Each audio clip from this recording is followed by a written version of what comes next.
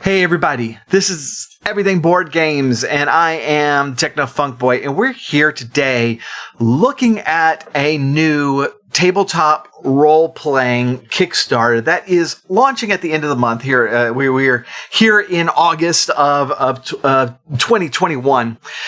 This is from Dragori Games, and it is called Tanares, and this is going to be a campaign setting and adventure for 5th edition.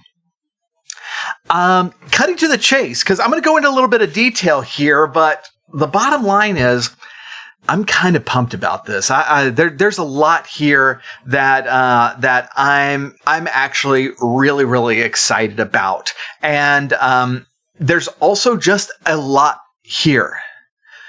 This is a big one, and so I was given a kind of a preview copy of parts of the books in order to do this review. Just to let you know, you can actually get the same thing that I was looking at over at dragorigames.com, and they're going to let you download the stuff that I got and play this game, play the first chapter of the adventure, and get a little bit of insight into all the stuff they're doing with the world, and something that I actually encourage you to do because as I said before, there's a lot here. There's a lot here, and it's not going to be something that I'm going to be able to cover satisfactorily in this video. So what I'm going to do is I'm going to tell you about quick overview and then the parts that really sparked my attention. And because I think if you start to see kind of the depth of this game, you're going to see kind of what they're going for here. So, what's going to come with the set? Like I said, there's a lot. So this is a campaign setting. And so there is a campaign setting book. And there's also like a lot of like new material as far as species go, as far as new classes, new abilities, new spells, and that sort of thing. And these are not surface level changes to existing classes. And so there's a player's guide going to be in there as well. And then finally, you're going to have the adventure book. And this is going to take the players from level 3 to level 12. And that is the first chapter that we got that is available on the website that you can play with. As you can kind of probably tell just by the fact that there are three books here, there is quite a bit of lore here. There's quite a bit of history here. The characters, the settings, new monsters, story, and incredibly good layout to all of this. The preview copy doesn't actually skimp on any of this, and there is a ton of material in there to sink your teeth into and get an idea about what this setting is all about, and basically kind of how to use it. Just as an example of kind of the art that you'll see inside, it's like this is the character sheet that they have. They have several pre-made characters that you can use in running kind of that first chapter, the sample adventure, the first chapter of the adventure. Ridiculously impractical to actually print, but this is a great layout, and this is the kind of art that you're going to actually see throughout. In general, the layout of the books is very good, and we're going to talk a little bit about part of the adventure in just a minute. Don't worry, no spoilers, but you're actually going to see how they use the layout of the book to actually help the DM, which, as the DM most of the time, thank you for that. Stuff that's promised for the full adventure that we don't get here is a lot more detail on the world to the point of raising like dragon eggs and raising dragon mounts and cool stuff like that.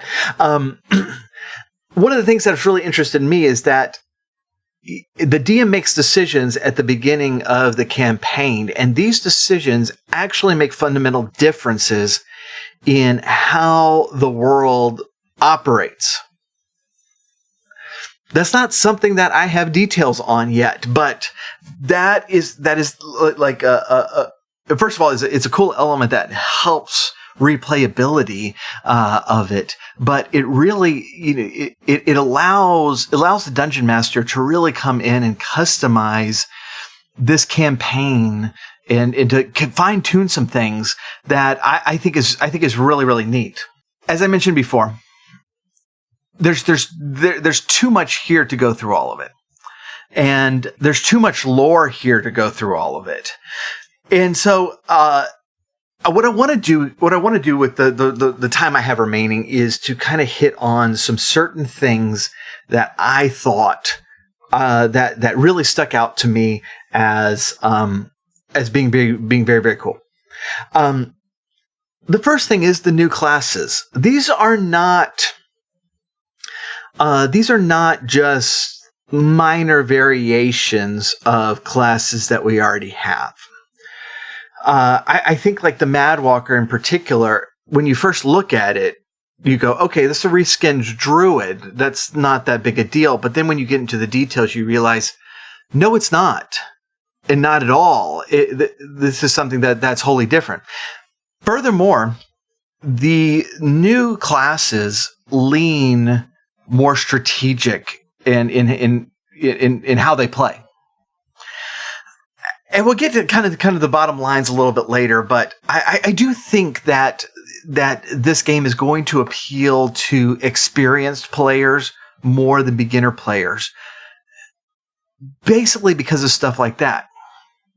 There is a complexity to the world, and there are complexities to these classes that even right from the very, very beginning. And this particular campaign does start at level 3, where you've really kind of gotten into your class abilities pretty deeply already. But even from level 1, you have some abilities to do things that I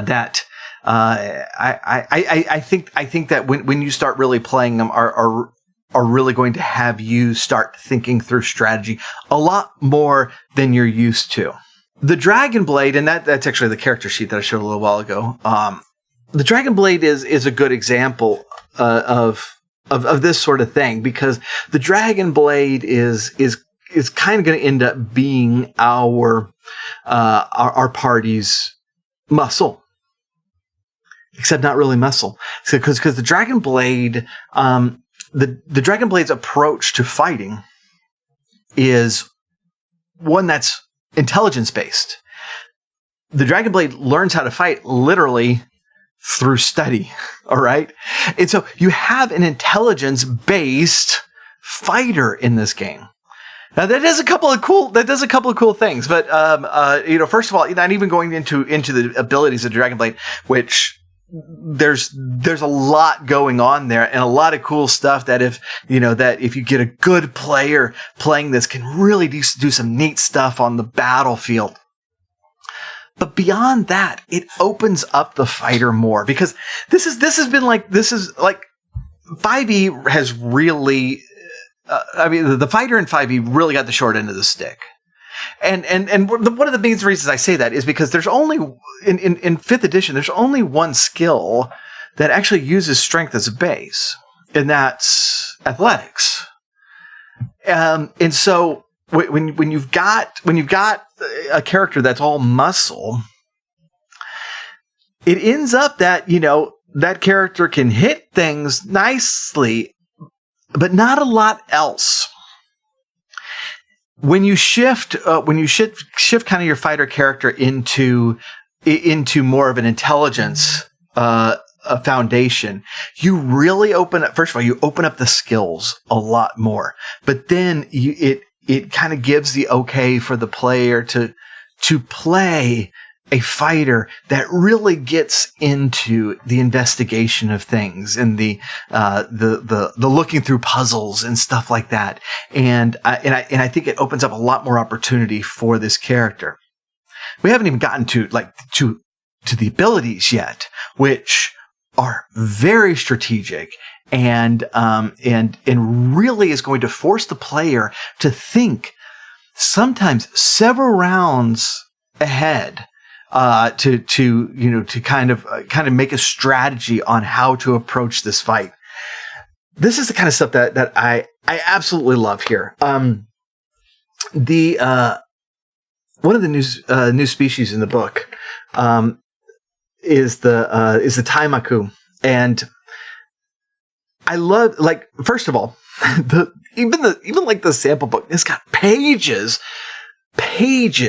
of information about this species that is just goes into culture, goes into into philosophy, into to history, to all of these really, really neat things about them. Part of their philosophy is a very, very balanced approach that they believe that they believe that you should be a well-rounded individual, that they would frown on somebody who goes to the library and reads all day long, but they would also frown on the person who just goes lift weights all day long. It's like, no, do both of those things and do them both well. And so there's a mechanic in the game that the strategy in rolling one of these characters is to get your stats as closely clumped together as you possibly can. And you get a bonus if all your stats are within like 2 points of each other, and then you get a boost. I absolutely love this concept of the character that can do, kind of the jack of all trades and master of none type character, that a character who's perhaps a wizard but can still actually hit somebody with a sword and still has decent HP, but probably doesn't have as many spell slots as another wizard, and so like, none of the rolls are going to be exceptional. None of your ability modifiers are going to be huge, and none of them are going to be bad either. And I like this concept so much. By the way, this is easily the character I would play if I were the player of this game. But since I'm not, I immediately called my DM in a Descent in Avernus campaign, and we've been working like on a backup character because apparently he expects me to die, but I immediately called him and was like, man, I haven't rolled my backup character yet. That's Forgotten Realms. This species does not exist there, but what about this as a concept?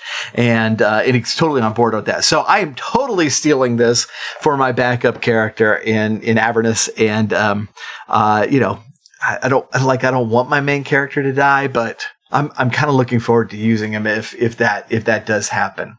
As I mentioned, just tons of material on these people, and really interesting, cultural information and whatnot that I think is a real benefit when you're trying to role play these characters.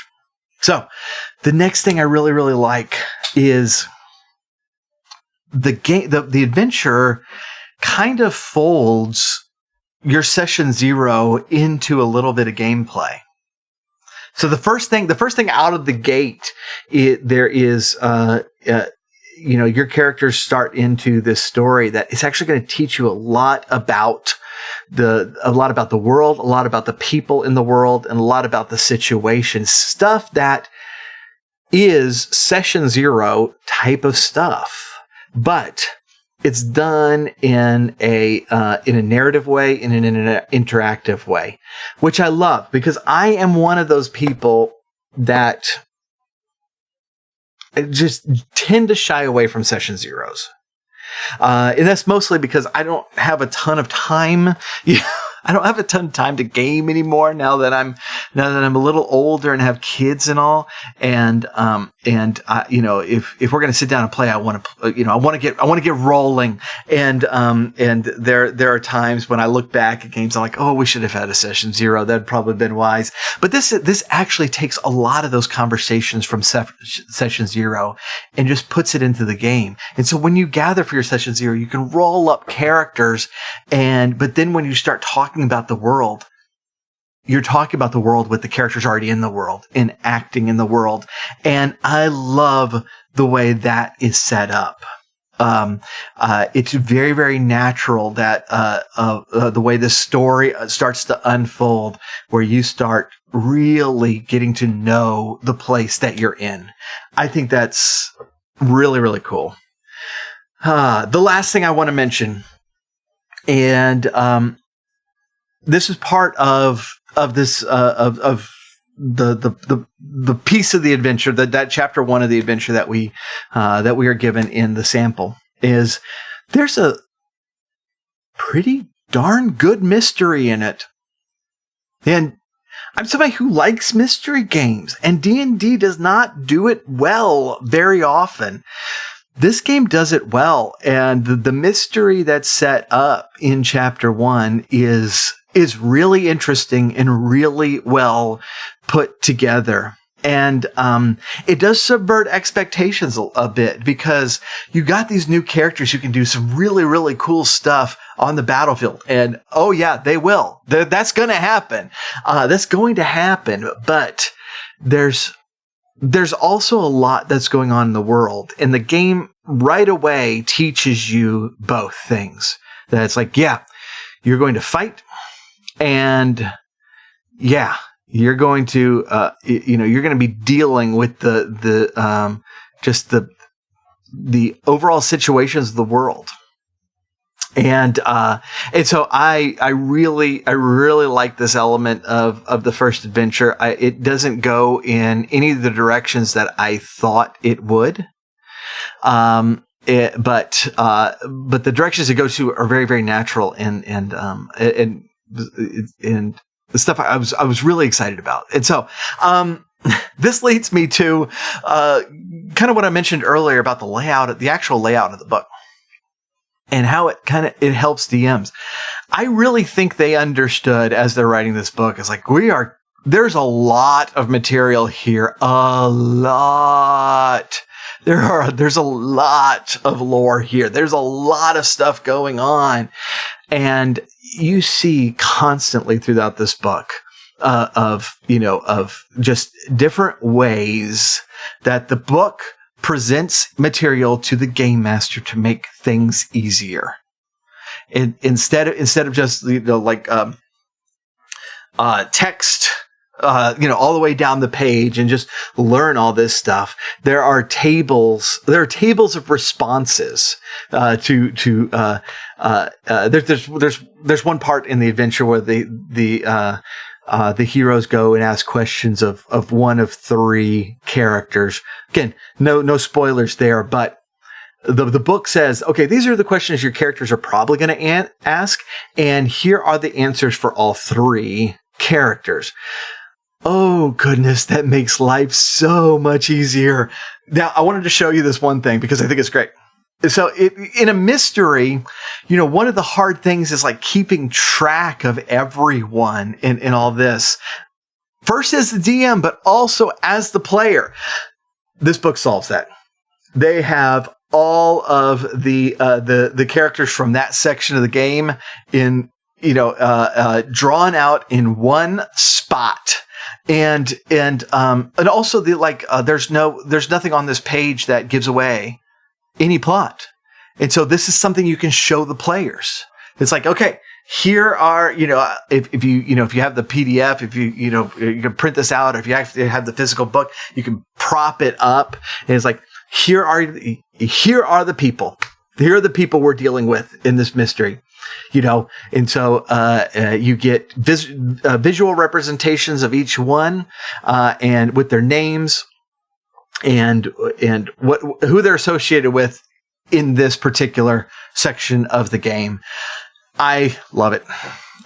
This is the kind of stuff that I really appreciate as a DM who has lost information that I know is in there.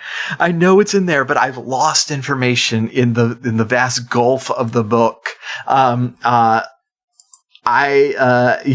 I get excited when I start seeing stuff in the the appendices like that are just there to make life easier. I'm if you can't tell already, and I already said it, I'm excited about this one. I'm really excited about it, and I can't wait to see the full product. This is something that that if this sort of thing would appeal to your party, that I think you should check out. Thankfully, Dragori has made it easy to check out. They, going to their website, you can get the material, that section of the adventure, some sections of the book, some talk about the different classes, the species, all of that, as well as the history and lore of the world. They're going to give you all of that so that you can take a look at it. Is it for everyone? No, I would not put a beginner group through this. It seems to very, very, very much be built for strategy, for those kind of those kind of chess-like skills where you're thinking several moves ahead. Okay, if that guy does this, or then that woman does this, I'm going to do this.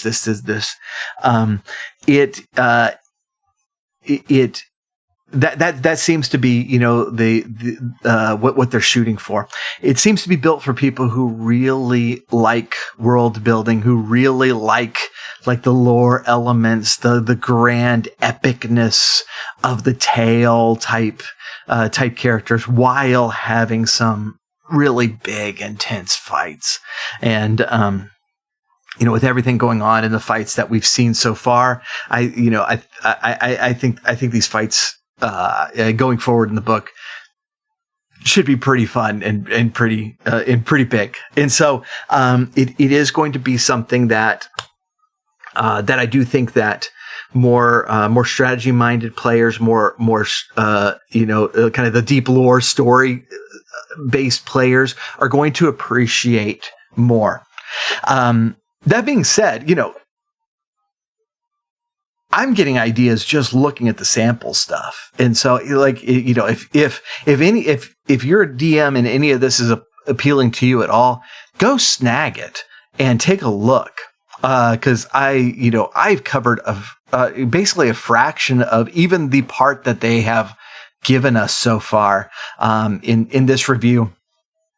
There's a lot here. There's a lot of ideas here, and they're very, very cool. And so I do encourage you to go check it out. As I said before, this is a Kickstarter that begins on August 31st. Now, if you go to their website, you can sign up for their email reminder. But if this is something that you're going to back, do it on day one, because they on day one. You're going to have the option, if you back it on day one, you're going to get a gold dragon miniature as part of your backing of it, at no additional charge. And so, go over there, the links, all the links to all the things are in the description, and check it out. In that way, if this is something you're going to pull the trigger on, you're ready to do that, on August 31st. So, I would encourage you also go to everythingboardgames.com. My buddy Jazz Paladin just wrote a killer review of this same game over there, and actually talks about a lot of the stuff I didn't talk about here. And so to get even more information on this, go check that out. Again, I am the Techno Funk Boy. If you want to follow me, the place I'd encourage you to follow me is on Twitch at twitch.tv/technofunkboy. I play a lot of tabletop role playing over on that channel. And yes, we're going to be playing this, and we're going to be playing this pretty soon. And so, if you are interested in checking out some gameplay of Tanares, then twitch.tv/technofunkboy. Go ahead and follow me there, and that way you'll get notice when we go live on that. But there's also several other games, some D&D, some not, that we play there and have a lot of fun. And so I do appreciate you hanging out. As a reminder, everythingboardgames.com. Bookmark that and make sure that you're following us for any further reviews. We got a lot of cool games coming out that you're gonna want to check out. So appreciate it, and we will catch you next time.